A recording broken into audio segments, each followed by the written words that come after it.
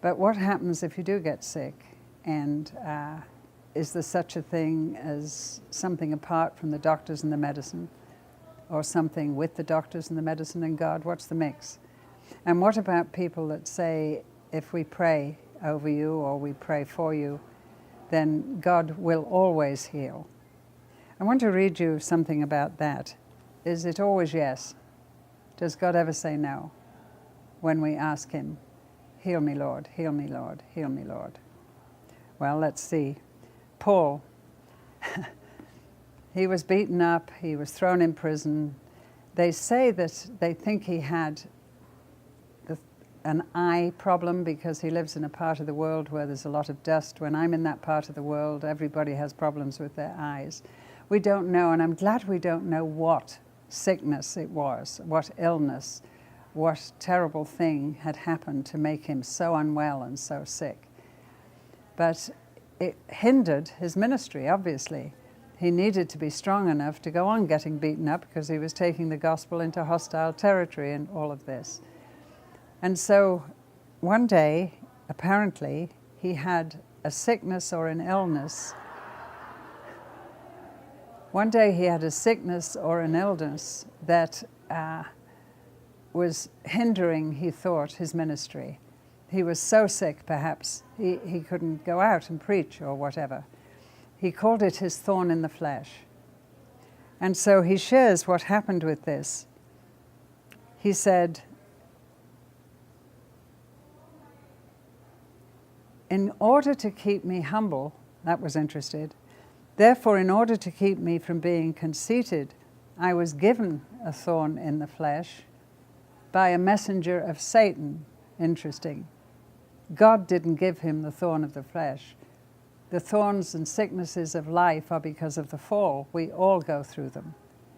That's because man sinned, right? But he said, I was given a thorn in my flesh, a messenger of Satan, which is interesting. Satan jumps on the back of our illnesses and rides them as far as he can.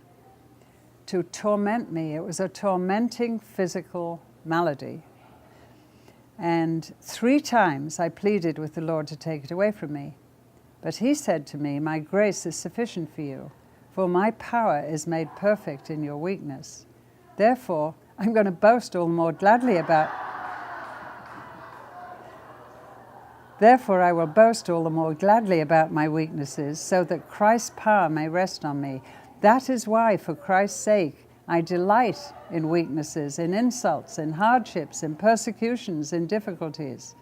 For when I'm weak, then God's strength comes. Then I am strong. So what is Paul saying? They believe that his thorn in the flesh was an eye disease. We don't know. But it was a physical thing that was stopping him being able to take the gospel into hostile territory, into happy territory, and take it. I wouldn't be here if Paul had not started the gospel message. You wouldn't be here.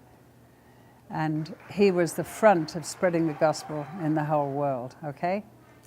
So it was important for the Lord that he was kept well. No. Every time he got sick, no, we haven't finished with Paul. We need him. He's our evangelist. But apparently, this was in order to keep him from being conceited. I understand a little about that. When you're weak, you can't do what you long to do. You can't serve God.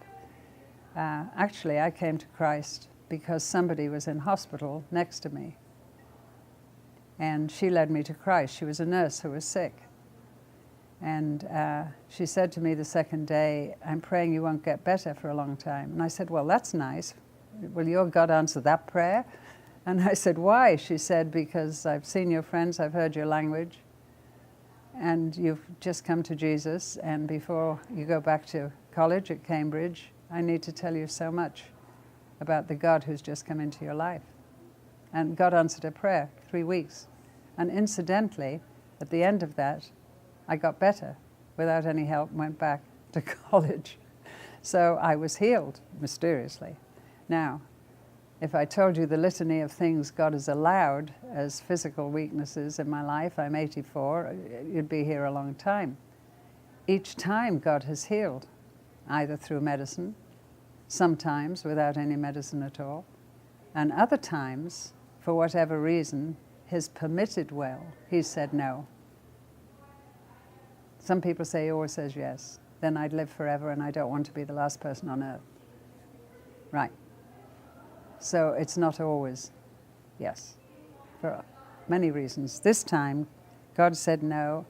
In order to keep him dependent, I don't know. Pride is the one thing the devil tries more than anything else to take us down. It was pride that made the human race fall in heaven.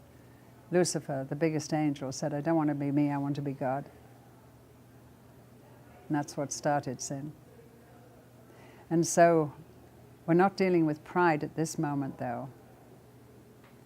This physical malady that God allowed became, Paul thought, a deterrent, and actually God used it for good. He found out about himself. God's grace was sufficient for him in his sickness. He hadn't needed the power and the help and the patience.